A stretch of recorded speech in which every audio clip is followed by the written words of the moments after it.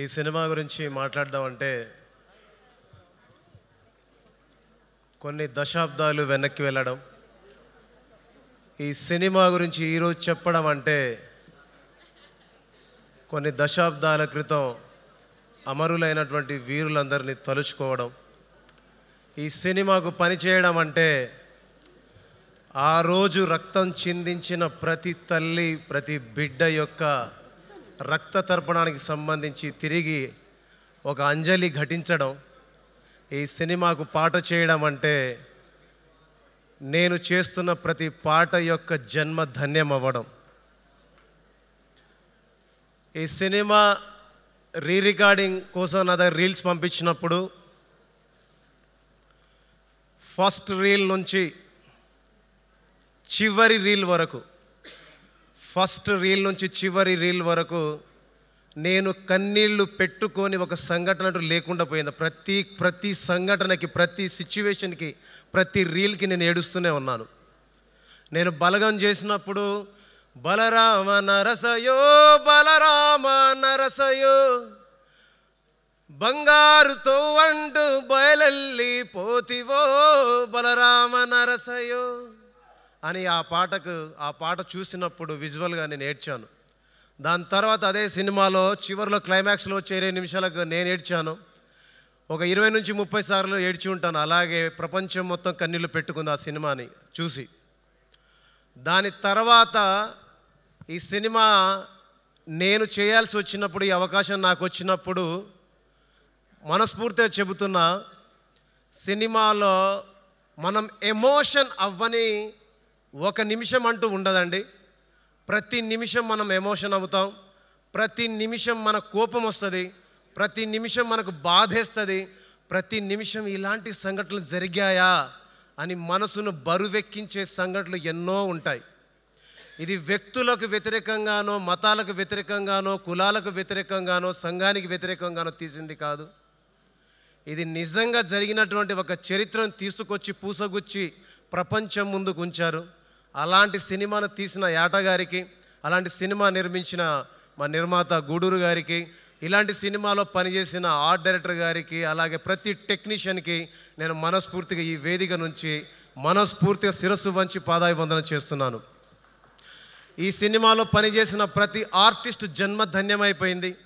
ఈ సినిమాలో పనిచేసిన ప్రతి పాటగాడికి, పాడిన ప్రతి గాయకుడికి, రాసిన ప్రతి మన సుద్దాల శివతేజ గారికి కానీ, మన కాసర్ల శ్యామ్ గారు కానీ, శ్రీనివాస్ మౌళి గారు కానీ, ఇలాగ అందరి జీవితాలు ధన్యమైపోయిందని నేను అంటానండి.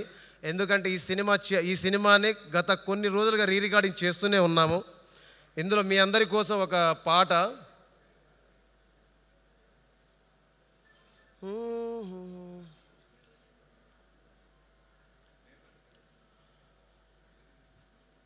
పాదాన ముళ్ళు కుచ్చితే బాధతో తల్లడిల్లేది, కడుపులో బల్లెందించితే నీ పెదవుల్లో నవ్వు ఏందిది,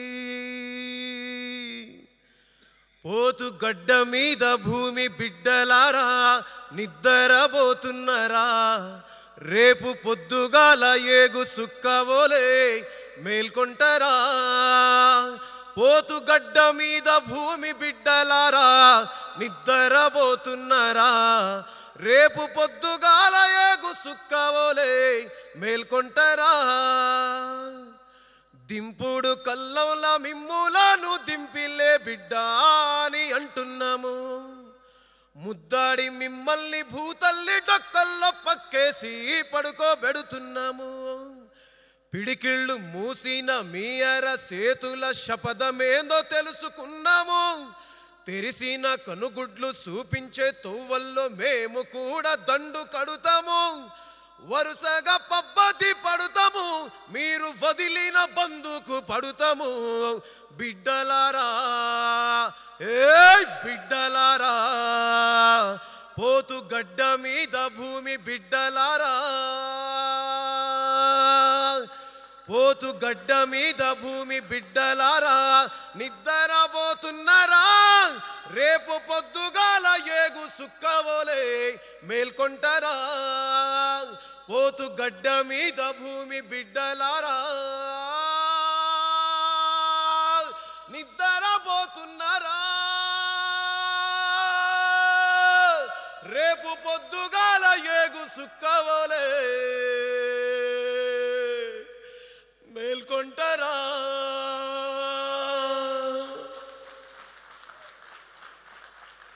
సినిమా ఇండస్ట్రీకి వచ్చి ఏం చేసావురా అంటే, ఒక బలగం చేశానంట, ఒక ధమాకా చేశానంట, సగర్వంగా ఒక రజాకార్ చేశానని చెప్పుకుంటా.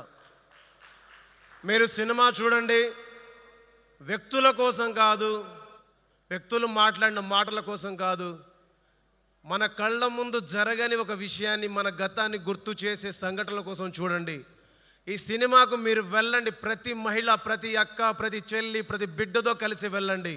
ప్రతి తల్లి, ప్రతి తండ్రి, ప్రతి అమ్మమ్మ, ప్రతి తాతయ్య మీరు కలిసి వెళ్ళండి.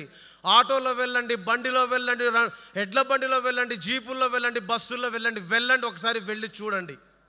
ఈ సినిమా చూసిన తర్వాత ఈ పిల్లగాడు ఎందుకు ఇలా మాట్లాడాడని మీ అందరికీ అనిపించకపోతే, ఈ పిల్లగాడు ఎందుకు ఇలాంటి పాటలు చేశాడని మీ అందరికీ అనిపించకపోతే, ఈ సినిమా చూసిన తర్వాత మీరందరూ కన్నీళ్ళు పెట్టుకోకపోతే, గతాన్ని గుర్తు చేసుకోకపోతే, వర్తమానాలు రాకపోతే, భవిష్యత్తులో ఇలాంటి జరగకుండా ఉండాలనుకోకపోతే మీరు వచ్చి మళ్ళీ నన్ను అడగండి. అలాంటి ఒక గొప్ప సందేశం ఉన్న సినిమా, గొప్ప జ్ఞానం ఉన్న సినిమా, గొప్ప విషయం ఉన్న సినిమా, జరిగిన విషయాన్ని నిక్కచ్చిగా మీ అందరి ముందు, ఒక అద్దం ముందు ఒక చరిత్రని సజీవంగా చూపించే ఒక సినిమాని చేశాం మేమందరం. ఎందుకు ఇవన్నీ చెప్తున్నానంటే, ఈ సినిమా కోసం, ఈ సినిమా చరిత్రని ఎక్కడ వక్రీకరించకుండా రాత్రింబవళ్ళు కష్టపడి పనిచేసిన డైరెక్టర్ యాట కోసం చూడండి. ఈ సినిమాని డబ్బులకు వెనకాడకుండా సినిమాని ప్రపంచానికి చూపించాలని కష్టాలు ఎదురైనా, కన్నీళ్ళు ఎదురైనా, ఇబ్బందులు ఎదురైనా, సినిమా రిలీజ్కు బాధలు ఎదురైనా మీ అందరి ముందుకు సినిమా తీసుకురావాలని గట్టి దృఢ సంకల్పంతో నిలబడ్డ గూడూరు నారాయణ రెడ్డి గారి కోసం వెళ్ళండి. ఈ సినిమా చూడ్డానికి ఆర్ట్ డైరెక్టర్ కోసం వెళ్ళండి. ఈ సినిమా చూడ్డానికి నటించిన ప్రతి నటుల కోసం వెళ్ళండి. ఎందుకంటే ఇందులో యాక్టర్స్ మీకు ఎవ్వరు కనబడరు. ఎందుకంటే ఇక్కడ మీకు డబ్బులు పెట్టిన వాళ్ళు ఎవరు కనబడరు. ఎందుకంటే ఇందులో పాటలు చేసిన భీమ్స్ కనబడు, జేమ్స్ కనబడు, ఎవ్వడు కనబడ్డు. ఇందులో నిజం కనిపిస్తుంది, నిజాయితీ కనిపిస్తుంది, సజీవం కనిపిస్తుంది, చరిత్ర కనిపిస్తుంది. చనుబాలను కోసి పాలు ఇట్లా ఫేస్ మీద పడుతున్నప్పుడు చెప్పా నేను, ఏంటండి ఇలాంటి సినిమా తీశారు? నేను RRR చూశాను, కొంతసేపు ఫీల్ అయ్యాను, బాగుందనుకున్నాను. ఆస్కార్ దాకా వెళ్తే గర్వపడ్డాను అనుకున్నాను.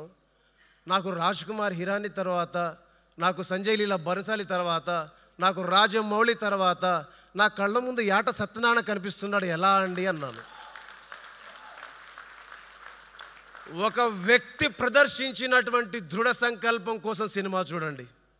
ఇంతమంది కలిసి మీ ముందుకు తీసుకొస్తున్న సజీవ సాక్ష్యం కోసం సినిమాకి వెళ్ళండి.